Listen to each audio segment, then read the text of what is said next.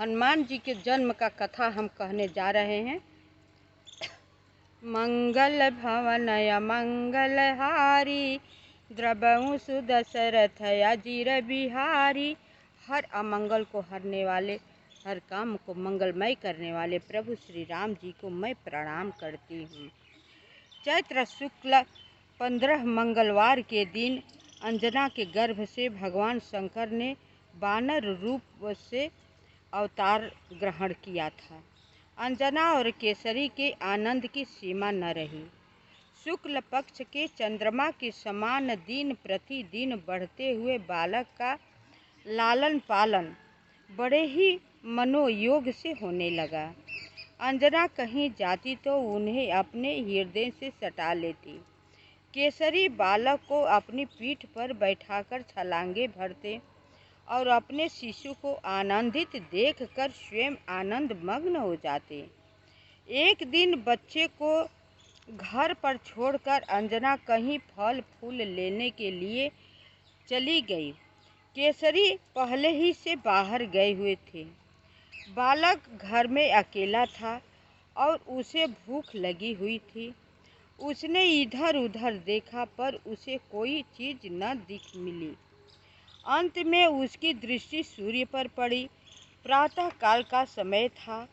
उसने सोचा कि यह तो बड़ा सुंदर लाल लाल फल है, यह खाने खेलने दोनों के कामों में आएगा। बालक ने सूर्य तक पहुंचने की चेष्टा की। वायु ने पहले ही से उसे उड़ने की शक्ति दे दी। अथवा यो भी कह सकते हैं कि भगवान शंकर की लीला में यह आश्चर्यजनक की कौन सी बात है। यह देखकर विस्मित हो गए। वायु के मन में भी शंका हुई। उन्होंने सोचा कि मेरा यह नन्हा सा बालक सूर्य की ओर दौड़ा जा रहा है। मध्याह्न काल के तरुण सूर्य की प्रखर किरणों से कहीं यह जल न जाए। उन्होंने हिमालय और मंदराचल से शीतलता इकट्ठी की और अपने पुत्र के पीछे पीछे चलने लगे। सूर्य ने भी देखा। उनकी दिव्य दृष्टि में बालक की महत्ता छिपी न रही। उनके मन में कई बातें आई। उन्होंने देखा कि स्वयं भगवान शंकर ही वानर बालक के वेश में मेरे पास आ रहे हैं।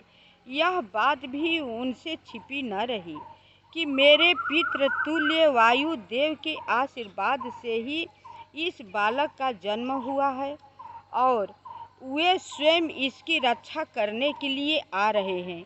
उन्होंने अपनी कर किरणें शीतल कर दी, मानो वे अपने कोमल करों से स्पर्श करके अपने छोटे भाई को दुलार रहे हैं। तो हम कथा यहीं पर विसर्जन करते हैं। अगले कथा दूसरे वीडियो में आप सब कथा प्रेम पूर्वक देखेंगे ना तो बहुत अच्छा लगेगा। अब मेरी वीडियो कम से कम आप सब देखा कीजिए, पढ़ा कीजिए, सुना कीजिए। देखेंगे, पढ़ेंगे, सुनेंगे ना तो मेरा मनोबल जो है बढ़ता रहेगा।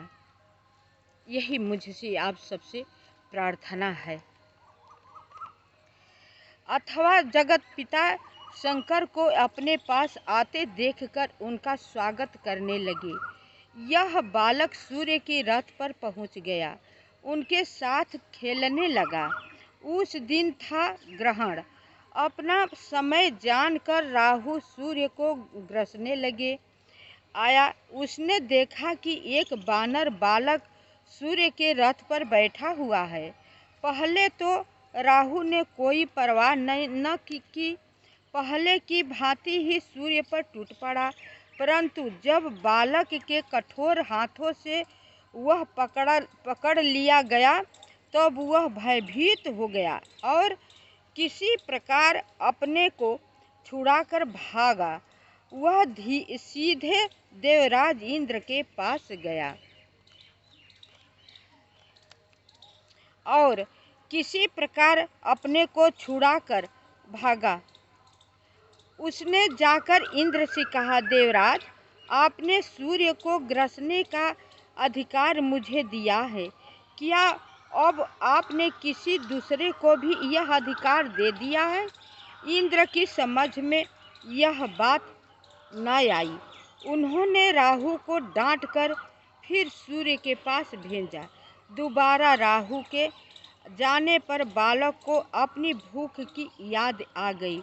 उसने सोचा कि यह खाने की अच्छी चीज़ है, बस राहु पर टूट पड़ा।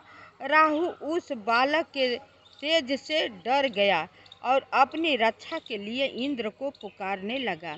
इंद्र ऐरावत पर चढ़कर उसकी रक्षा के लिए दौड़े।